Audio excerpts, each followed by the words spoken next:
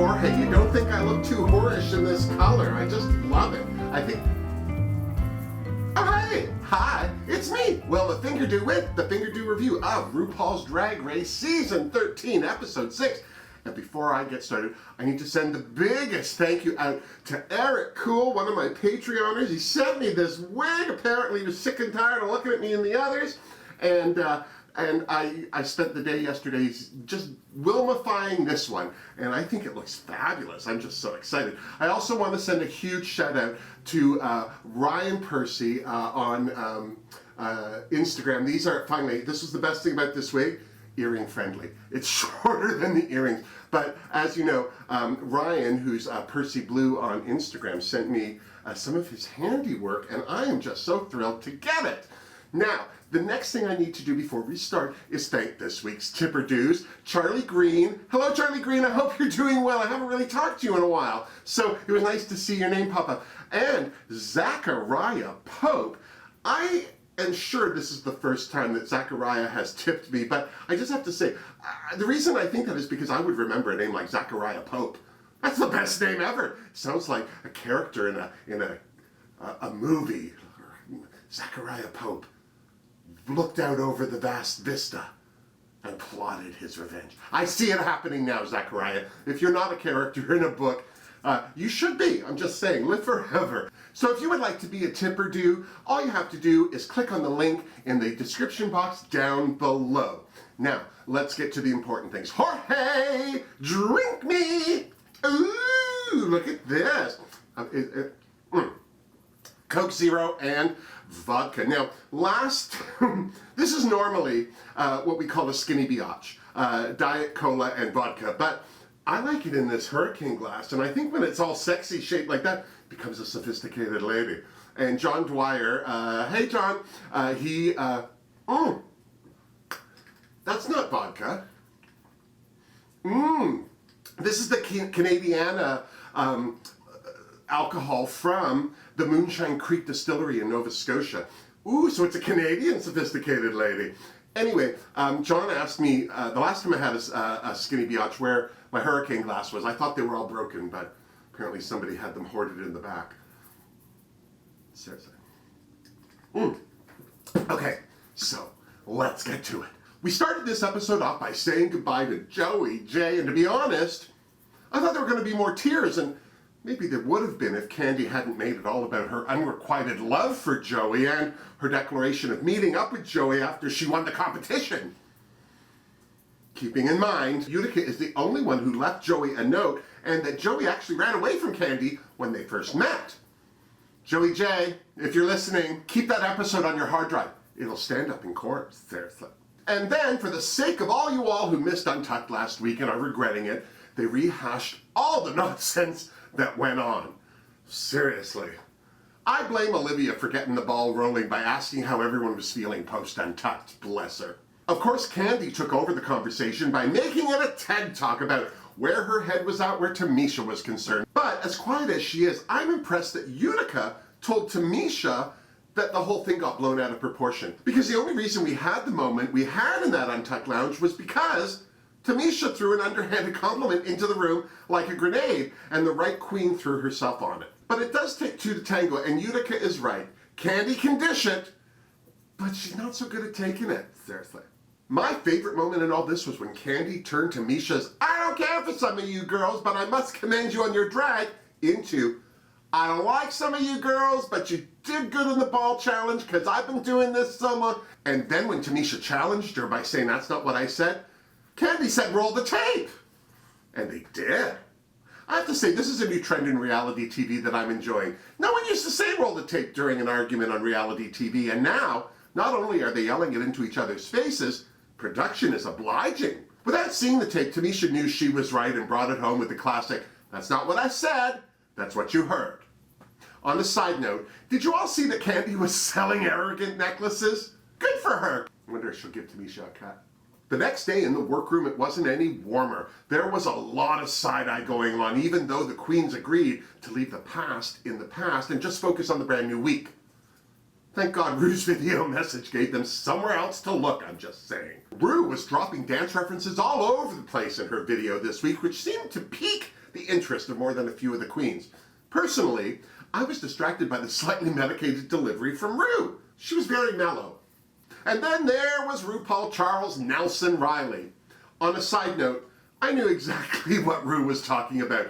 His shirt and cravat were iconic, where the Tony Award-winning actor and favorite of the 70s game show circuit, Charles Nelson Riley, was concerned. I remember watching him on those shows as a child. I had no idea who he was, but I couldn't stop laughing. I have to say, I was surprised that Tamisha and Utica didn't know who he was. Utica, because of her nostalgia TV references, and Tamisha, because she's old. For this week's mini challenge, the queens had to pair up to create dresses out of wallpaper, but there was a twist. The pairs for the mini challenge would also be paired up for the Maxi challenge. Ooh! Because Gottmik won last week, and there were an odd number of queens, she got to pick whatever team she wanted and make it a trio. I wonder who she'll pick. Surprise, surprise, Tamisha ended up being on a team with Elliot because, well, no one else wanted them, and once the teams were all picked up, Gottmik chose Tina and Candy as her team. Looks like the Shady Bitches are in it to win this whole episode.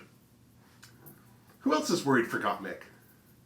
30 minutes later, the paper doll fashion parade got underway. The Shady Bitches were first, and I have to say, having an extra member didn't help them too much. Not that the outfit wasn't cute, it just wasn't better, and Tina's tuna roll at the end there helped no one. It's not the first time. Denali and Rose went next, and they did okay. The outfit wasn't amazing, and the puns were forced, but Denali did get to work a cartwheel in there, and, well, no one got hurt. Or more undressed, so there's that. Elliot and Tamisha were next. Their dress was okay. It seemed to have the most detail of the dresses so far, but what really sold it for Ru was the Tiger King references that Tamisha scattered at Elliot's feet, even though Elliot was wearing leopard print. Next, we had Utica Queen and Olivia Lux, and although their dress was the nicest of the lot, Utica's whole confused and prone to wandering shtick brought the whole room down, hard. And then she almost fell, and I thought that maybe she couldn't actually see. It was all very confusing. Finally, we had Simone with a still half undressed Lala. Maybe this was the other half of her outfit from last week. It didn't stop Ru from asking her for a slice, just saying. But when it was all said and done, it was the team no one wanted, Elliot and Tamisha, who were the best. Much to Candy and the rest of the Shady Bitches' chagrin, I'm just saying. And then it was Maxi challenge time. The queens would be making a dancing disco-mentary, and you know what that means. Choreography. Rose and Denali looked pleased. Dare I even say smug? Why wouldn't they be? They can dance and they're on the same team.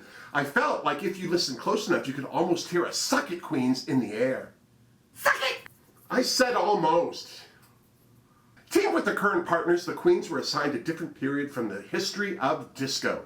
The Shady Bitches got the birth of disco. Elliot and Tamisha got disco and sex. Olivia and Utica got Studio 54. Rose and Denali got disco fashion, and Lala and Simone got disco sucks, which Simone assured Ru she had some knowledge about. I'm sure she meant sucking on a soda. Hello, all you kids out there watching. Mwah! Elliot was excited for this challenge because she's a dancer. This is what she does, and she just couldn't wait to show the other queens that they'd been underestimating her. Personally, I think the other queens were just trying to ignore her. Anyone else?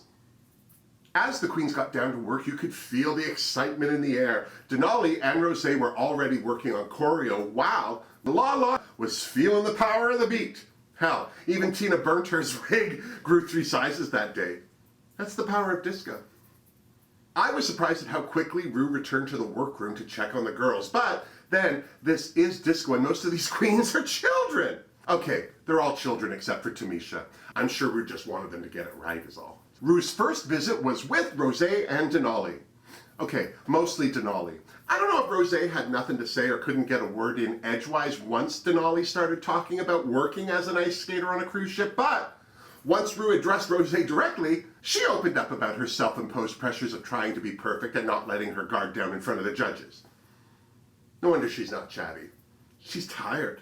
Lala and Simone got a full-blown lesson in the disco sucks era. I wasn't even 10 when that was going on, but I remember loving Earth, Wind and Fire and Donna Summer and wondering why my hippie stepbrother with the Pink Floyd posters on his wall didn't. I get it now.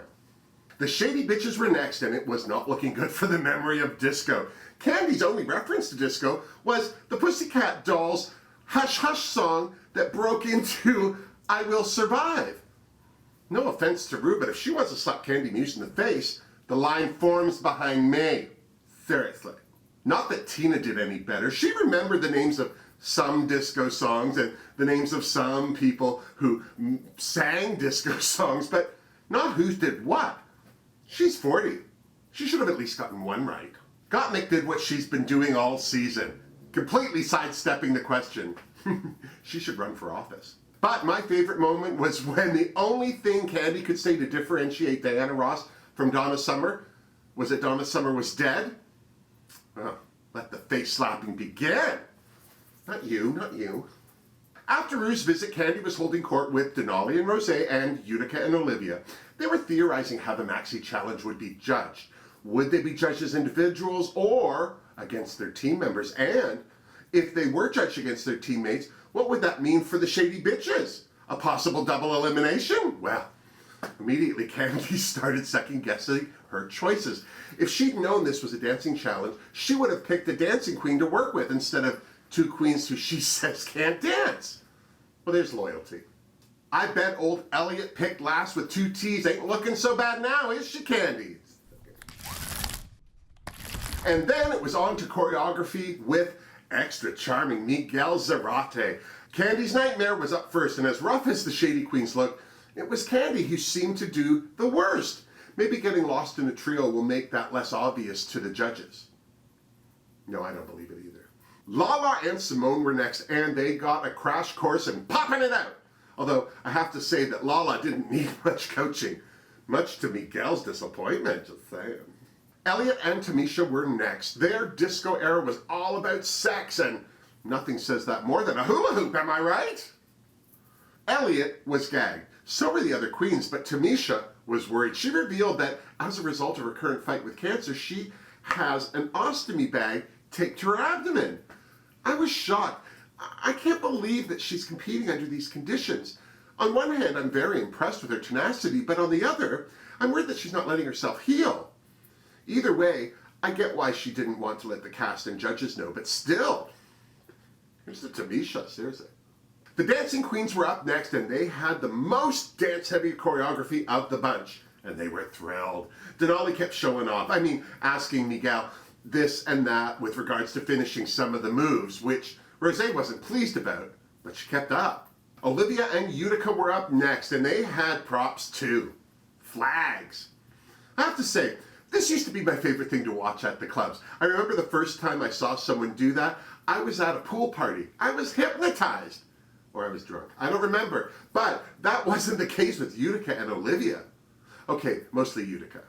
The next day was Elimination Day, and as the queens got ready, the Shady Queens had a kiki to feel better about themselves, and then ended it with a rousing, "Mean Girls!"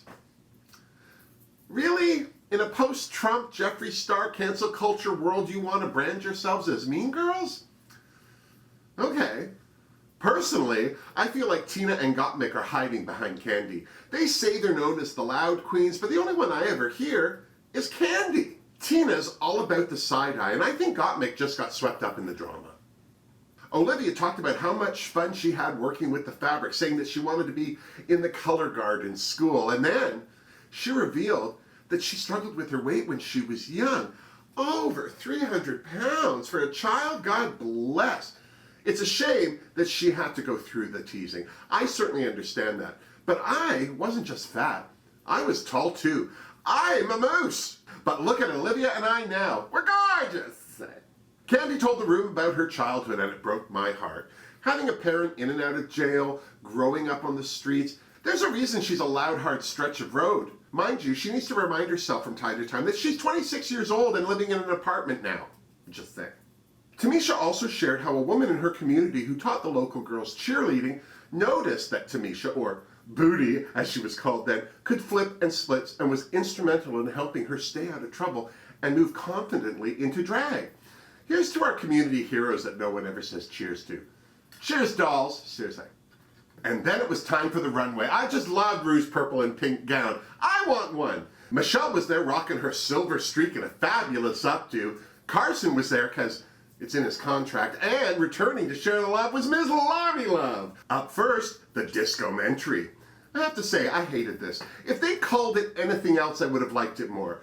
Disco Memories, when disco was king, Dwayne, anything would have been better, I'm so serious. But once we got past Rue's voiceover and got into the dancing, it didn't suck as much. Can I take a moment here to ask if anyone else is feeling like Drag Race is just a big testing ground to future numbers for the live shows? I feel like we're going to see this on stage in Vegas soon. Well, I won't, I'm not going. Anyway, the funky train took off for Disco Town, and Candy, Tina, and Gottmik were on it. Off the top, I have to say that I thought the star of this show was going to be Gottmik. That was before Tina came out in her sparkly deliciousness, which was totally my drag queen name in high school. Tina totally upstaged the other two queens. I still say Gottmik's wig saved her, but I wouldn't have believed that Candy Muse was capable of disappearing on the stage unless I saw it for myself. Don't get me wrong, I thought she looked all right. I loved her one-arm bandit jumpsuit, but whenever they cut to a group shot, all I saw was Tina burnt her. Thing. No offense to anyone, but I didn't have high hopes for Elliot and Tamisha, and that was mostly because of those damn hula hoops. They both looked good, but I liked Elliot's monochromatic look just a bit more, and Elliot was clearly way more comfortable with the choreography than Tamisha. But, short of those two things, I thought they both did well. Olivia and Utica were next, and there was another queen I couldn't keep my eyes off of.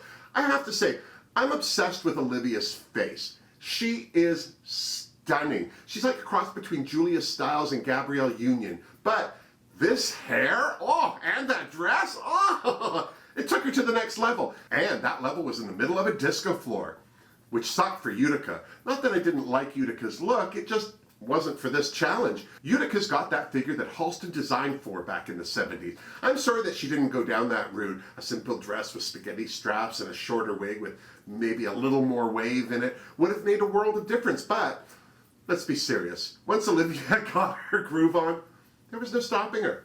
And then it was time for the dancing queens to show us how it's done. The worst thing about this segment, the lyrics of the song. They were dancing to Gucci Poochie Susan Lucci. Why? I mean, I'm not a big soap opera fan, so I looked it up. Apparently, Susan Lucci's character, Erica Kane, owned a disco. I still say it was a stretch. What was also a stretch was how complicated, allegedly, Rosé and Denali's choreography was. I think Tamisha and Elliot got this complicated end of that stick. I'm so serious. Lala and Simone's disco sucks? Didn't. I thought it was smart of Simone to wear white because it made her stand out more than her dancing did, but Lala's dancing more than made up for it. That queen was dancing with her face. My favorite part about this Disco-mentary was the cast dancing the line at the end of it. It always makes me smile to watch people do that. And then, it was time for the runway. Category is Little Black Dress. Up first, Tina burnt her.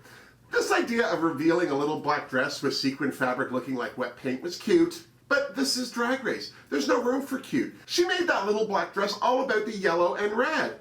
And what the hell was with that wig? It looked like the unwanted baby from the big wig she had on in the workroom. Seriously. I have to give this look a Fingerdoo because I don't have a category for meh. Candy was next, and I liked this dress in theory. I thought both Aja and Lady Gaga wore it better before her, but I got that it was supposed to look like the dress was just painted on the white canvas, but having the wet ink in her hair and on her face was confusing. Also, having the mini dress purse didn't make the actual dress look any better, so this was also a Fingerdoo for me. I have to admit that I wasn't sure what I was looking at when Gottmik hit the stage. She looked fantastic, but her nudity shocked me out of seeing that her little black dress wasn't a merkin. But once I saw it for what it was a total Fingerdoo. I mean, it was black and it certainly was little. What else do you want? Possibly a wrap because it gets chilly. Elliot's LBD was okay, but what really bothered me about her whole look was the way she carried her coat around after she took it off.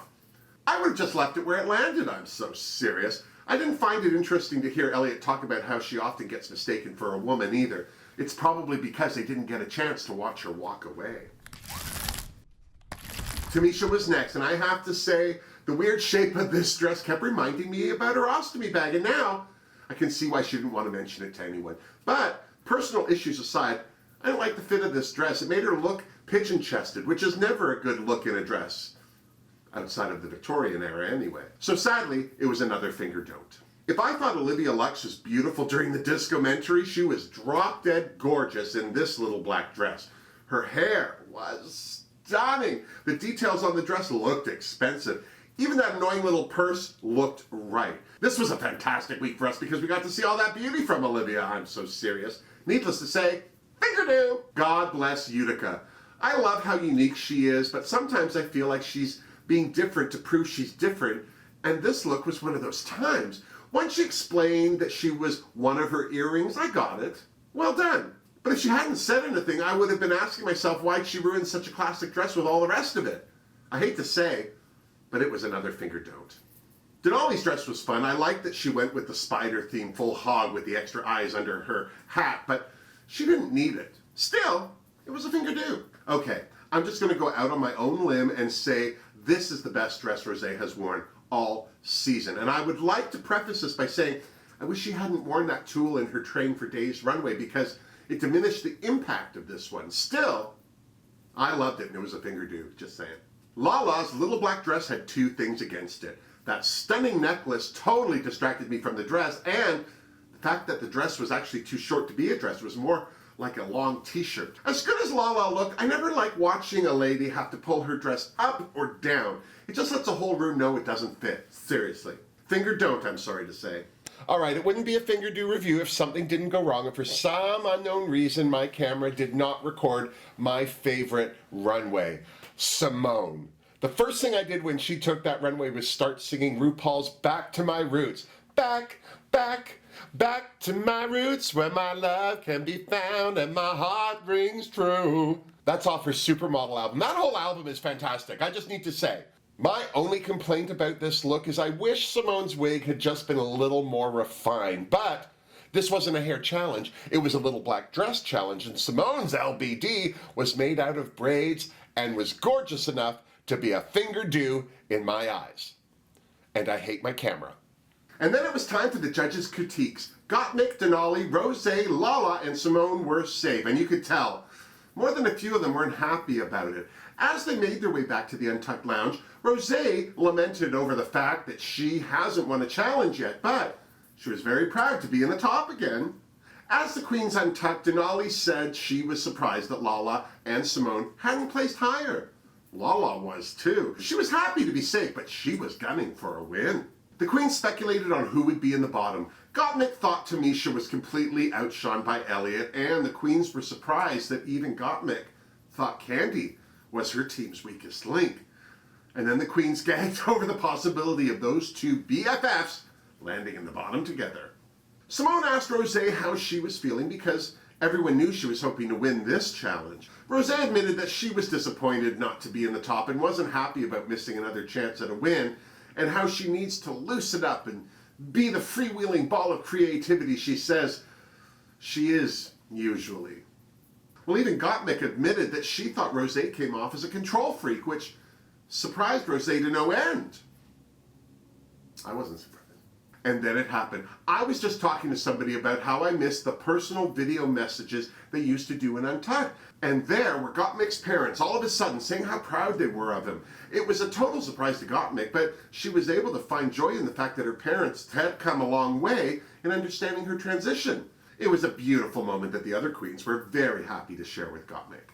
Back on the main stage, it was time for the judges' critiques. Up first was Tina Burter. Michelle read her for the size of her wig on the runway, but everyone agreed that she was the star in her scene in that Bob Mackie knockoff. Candy's critique was lukewarm at best. Everyone loved her runway, but Michelle thought her outfit in the Disco-mentary was too plain for Drag Race, and all of her cute mannerisms were getting old. And no one got the ink on her face. Elliot was another one whose LBD was too basic for the runway, but there was nothing basic about her dancing during the challenge.